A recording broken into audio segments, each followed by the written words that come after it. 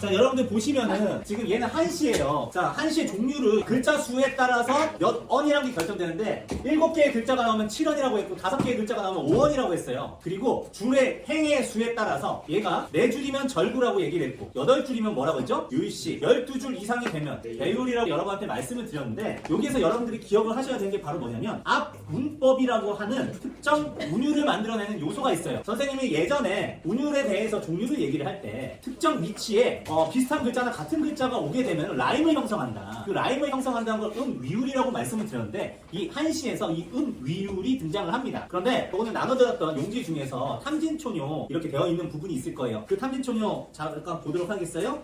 여기 보시면은 여기에도 선, 전, 선 이거는 적어놔요. 선, 전, 선이라고 하는데 자, 똑같이 니은자를 종성, 마지막 끝소리에 이렇게 얘기를 해서 실제로 마지막에 운자를 형성을 하는 걸 우리가 각운이라고 얘기를 하는데 이 각운이 형성이 됩니다. 알겠어요? 여기에도 기승결의 마지막 부분에 똑같은 혹은 비슷한 발음이 돼서 각운이 형성이 된다. 근데 여기에서도 완벽하게 똑같지는 않지만 여기 보시면 자, 척, 적, 맥, 락, 객 이렇게 얘기하면서 기역자로 마무리를 하고 있죠. 역은요? 예? 미안해. 역도 오케이. 아주 예리했어요. 역도 이렇게 해가지고 여기에 가군을 활용한 위율이 형성이 되고 있다는 것 정도만 알고 계시고요. 이렇게 끝부분에 가군을 형성해서 한시에서 운율을 형성하는 방식을 우리가 뭐라고 얘기한다고? 앞, 운, 법, 운을 이렇게 딱 정해줘서 우리에게 운율을 형성한다고 해서 앞운법이라고 하는 것까지는 여러분들이 알고 계시길 바란다는 거. 앞운법. 우리가 그때 탐액행이라고 했는데 사물이나 감정에 대해서 스스럼 없이 토로하는 한시의 형식을 탐액행의 행자라고 하는데요. 어차피 한시라고 하는 것은 기본적인 구조가 비슷하니까 그 부분을 여러분들하고 얘기를 해볼게요. 자, 수함경미라고 얘기를 하기도 하는데 기승전결을 여기서 여러분들하고 좀 얘기를 해보도록 할게요. 한시의 가장 대표적인 형식으로 우리가 기승전결이라고 얘기를 하는데 기는 당연히 시작할 기자, 처음 기자를 써가지고요. 소재, 우리가 이야기할 소재에 대해서 소개를 해주는 그런 느낌이라고 생각하시면 돼요. 근데 승이라고 하는 거는 여러분들 혹시 아도겐 알아요? 아니요. 아는 사람이 있을 수도 있어요. 게임하는 거 아니에요? 맞아요. 그러니까 스트리트 파이터라고 해서 장풍이 나온 건 아도겐이라고 하는데 이거 파동권이고 오류겐 알아요? 오류겐? 이 오류겐이 뭐냐면 어퍼컷을 치는 높이 치는 그 기술인데 이렇게 아마 될 거예요. 이런 식으로 치는 건데 이 어퍼컷을 할 때 이걸 무슨 권이라고 하냐면 자, 용이 승천한다고 해서 승용권이라고 하거든요. 이 승이라고 하는 거는 기세가 올랐다는 얘기야. 우리가 이야기에 흐름이란 게 존재하죠. 시상의 흐름이란 게 존재하는데 이 시상의 흐름이 여기에서 시작을 해서 여기에서 그걸 받아서 좀 더 분위기를 고조시키고 올리는 기능을 기승이라고 합니다. 그럼 전은 뭐냐면 전환된다라는 얘기예요. 자, 이 선생님이 생각할 때는 결도 중요하지만 이 전도 매우 중요합니다.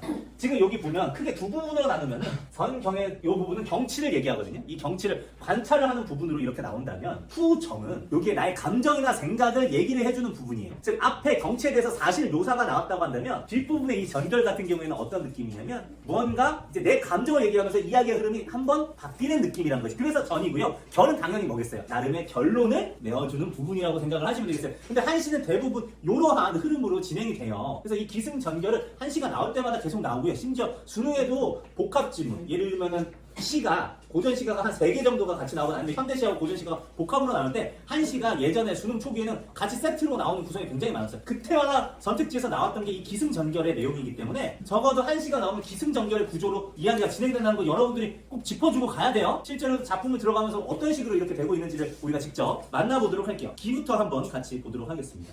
자, 새로 걸은 막걸리 젖빛처럼 뿌옇고 자, 젖빛처럼 뿌옇다라고 하는 거는 여러분들 뭘로 확인해요?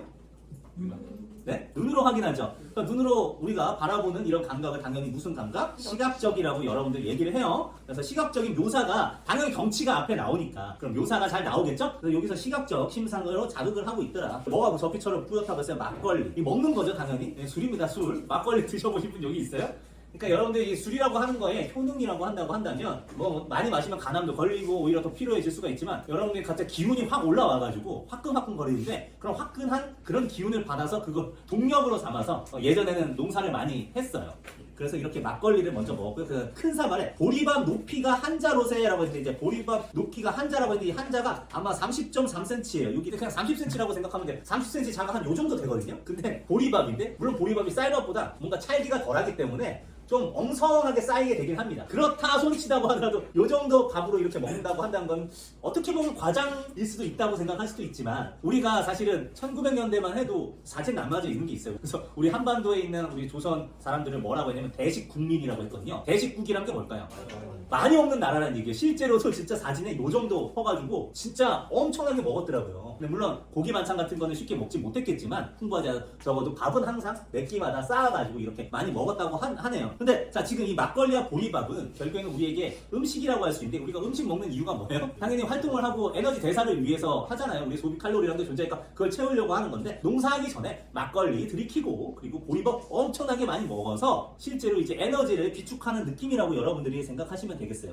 근데 문제는 여기에서 아무리 큰 사발의 보리밥이라고 했다 보리밥 막걸리가 여러분 와인에 스테이크 써는 그런 느낌이에요? 아니죠. 어떻게 보면 우리가 보면 이 소박한 음식 정도라고 생각을 하시면 되겠고요. 이 소박한 음식과 관련해가지고 사자성어가 있는데 그러니까 단사 표음이라고 하는 와 제발 짝풀 패스도 지금 안 되나 싶어가지고 굉장히 충격을 먹었는데 단사 표음이라고 하는 뭐냐면 그냥 주먹밥에 표주박 음료수를 마신다라는 그런 의미인데 그냥 초라한 음식? 좋게 나쁘게 말하면 초라한 음식이고 좋게 말하면 소박한 음식인데요. 이런 기름진 음식이 아니라 그냥 단순 요깃거리라고 할 수 있는 그런 음식들을 가지고 이 농민들의 소박한 삶을 여기에서 표현을 한 거라고 할 수 있어요. 그래서 이렇게 먹고 이제 시작을 하는 거야. 밥 먹고 나자 도리깨를 잡고 그 마당에 나서니 여기 옆에 나와 있는 이런 게 도리깨라고 생각을 하시면 돼요. 그러니까 한마디로 이렇게 타작을 할 수 있는, 그러니까 때릴 수 있는 도구인데 사람을 때리는 도구가 아니고 약간은 이렇게 넓게 이렇게 되어 있고 이게 살짝 구부러져가지고 이렇게 꺾이는 관절이 있는 구조로 되어 있어서 원심력을 더 작용할 수 있어요. 그렇게 원심력을 작용해서 뭘 하냐면 여기 있는 보리인데 여러분들이 보리나 쌀 같은 이런 곡물들이 낫알로 되어 있지만 실제로 추수를 할 때는 낫알로 되어 있는 게 아니고 이렇게 줄기에 붙어 있단 말이죠. 그래서 그거를 어떻게 해요? 분리하고 털어내기 위해서 이렇게 충격을 가하는 게 바로 우리 타작, 이 타작행위라고 생각을 하시면 되겠습니다. 그래서 도리깨 잡고 마당에 나서니 자 검게 탄 두어깨 햇빛바다 번쩍이네. 이 부분도 당연히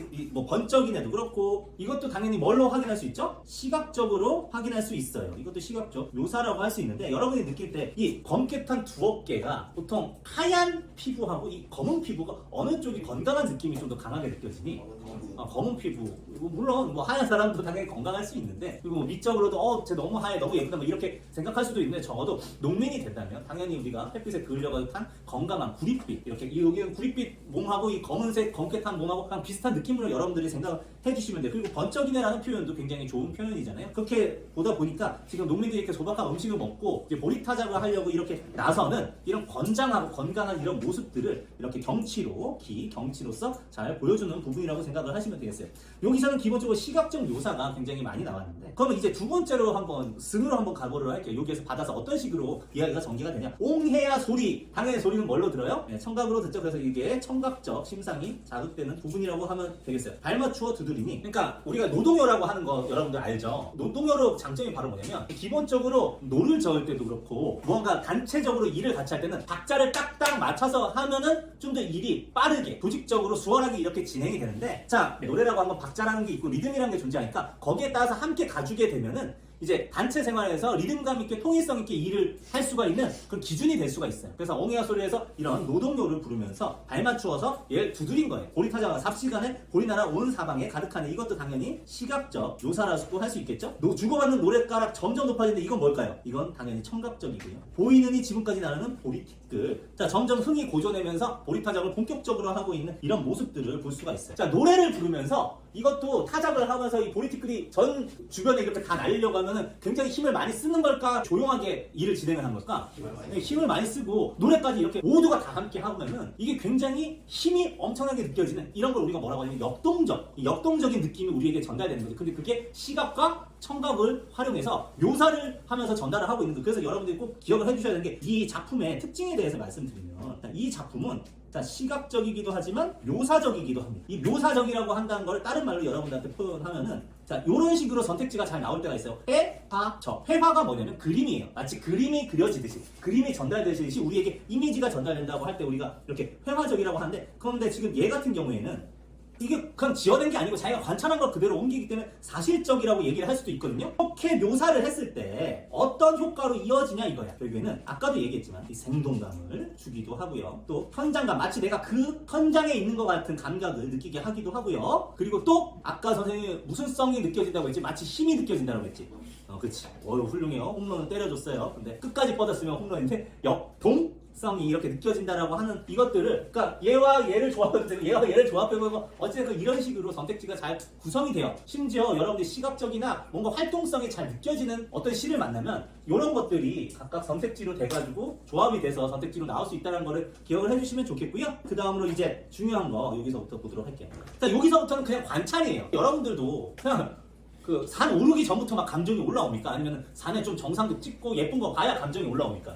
예쁜 거 봐야 당연히 감정이 올라오죠. 그래서 전경 후정이란 거는 아주 특별한 경우가 아니면은 웬만하면 자연스러운 구성이다. 그래서 경치에 대한 사실적인 걸 전달을 해주면 전경이라고 생각하시면 되는데, 이제 여기서부터 후정이라고 생각을 하시면 되겠습니다. 자, 후정이 그 구행부터 나와요. 자, 근데 이제 이 경치를 보면서 농민들이 보리타작하는 광경을 보면서 이제 이 작가가 얘기를 하게 되는 거예요. 그게 살펴보니 즐겁기 짝이 없어. 마음이 몸에 노예되지 않았네 라고 얘기하는데, 문제는 이게 이 마음이 몸에 노예되지 않았네 라고 하는 거는 사실 이 노동이라고 하는 게 대부분 어려워요. 땀이 엄청 나고, 특히 만약에 떼한볕을 맞으면은 이게 1시간 있어도 힘든데 사실 이게 1시간으로 끝나는 노동이 아니거든. 그런데 이걸 하는 사람들의 지금 모습이 어떻다라고 했어? 즐겁기 짝이 없다라고 얘기했어. 즉 이런 노동에 지배되지 않고 오히려 내 마음이 흥겹게 노동을 하고 있다라는 걸 알 수가 있는 거예요. 그래서 이거에 대한 평가를 했어요. 이 사람들의 노동이 그냥 싫고 힘들고 짜증나서 하는 행동이 아니라 즐거움 속에서 하는 행동이구나 라고 하는 거를 지금 이 사람이 인식하고 거기에 대해서 평가를 해주고 있는 부분이라고 생각을 하시면 되겠습니다. 근데 이 사람이 이러한 몸과 마음이 조화가 되고 있는 이런 상태에 대해서 또 어떤 평가로 상징적으로 지금 얘기를 했냐면, 이 광경을 낙원이 먼 곳에 있는 게 아닌데 라고 얘기를 했어요. 이 낙원은 그러면 어딥니까? 지금 이 농사를 하고 보리타작을 하고는 지금 이 바라보고 있는 이 장소, 농민이 굉장히 건강하게 보리타작을 하고 있는 이 장소가 낙원인데요. 이거랑 뭐를 대비시키냐면은, 무엇하러 고향 떠나 벼슬길을 헤매리오 라고 얘기를 하면서 지금 대비되는 애가 나왔는데, 이게 바로 낙원과 대비되는 애로서 벼슬길입니다. 낙원과 대조가 돼요. 그래서 벼슬길. 근데 이 벼슬, 이걸 보면은 내가 누구였다는 걸 알 수 있지. 벼슬아치였다는 걸 알 수 있죠. 근데 나는 이 벼슬을 이렇게 했었어. 근데 더 중요한 거는 뭐냐? 건강하게 내가 열심히 노동하는 거지, 이 벼슬처럼 권력이 있고 욕망이 있는 삶이 아니라고 하는 거를 지금 이 대조를 통해서 마지막에 결론을 내려주고 있어요. 이게 무슨 얘기냐? 지금 얘가 지금까지 계속 바라봤던 장면은 누굴 바라봤어요? 네, 농민을 바라봤죠. 농민을 바라보면서, 농민은 나는 사실은 벼슬을 하는 관리인데 나하고 농민은 서로 다른 삶을 살고 있죠. 그럼에도 불구하고 이 농민의 삶을 바라보면서 내가 무언가를 얻었냐면 깨달음을 얻은 거야. 그래서 우리가 지금 이 단원을 보면은 자아성찰과 타자 이해라는 단원이에요. 즉 다른 사람을 보면서 이게 내 자아성찰로도 이어갈 수가 있는가. 그럼 여러분이 생각할 때 이 사람은 벼슬이 더 좋다, 아니면 농민처럼 이렇게 노동하면서 건강하고 건장하게 지내는 삶이 더 좋다라고 어떤 식으로 평가하고 있어요? 벼슬과 농사 중에 농사가 더 중요하다라고 이렇게 평가를 하고 있는 거예요. 그렇게 하면서 다른 사람의 삶을 보면서 내 삶을 이해를 하고 있는 이 정도의 느낌이라고 생각하면 되겠고요. 벼슬길을 헤매리오. 나 이제 벼슬길 더 이상 집착한다 안 한다? 안 한다. 그러니까 결국에 예전에 벼슬에 집착을 했던 나 자신에 대해서 돌아보고 반성을 하고 결국에 이게 뭘로 이어지는 거야? 성찰. 그치? 성찰이 있으면 이제 아니요, 훌륭한 말이에요. 성찰이 있으면 이 사람은 그만큼 또 성장했다고 볼 수가 있는 거죠. 사실 내용 자체는 그렇게 어렵지는 않아요. 다만 여러분들이 꼭 알고 계셔야 되는 거는 기승전결의 이 구조와 전경이 관찰 바탕으로 깨달음을 얻었는데, 그게 다른 사람이 타인이라고 할 수 있는 농민들의 삶을 바라보면서 내 스스로에게 반성과 성찰을 하는 것까지 이끌어냈다라, 이 정도로 여러분들 생각하시면 되는데, 문제는 이제 여러분한테 내가 작품을 하나 더 갖다 줬죠. 그 작품이 뭐예요? 읽어볼까요? 삼진촌요입니다.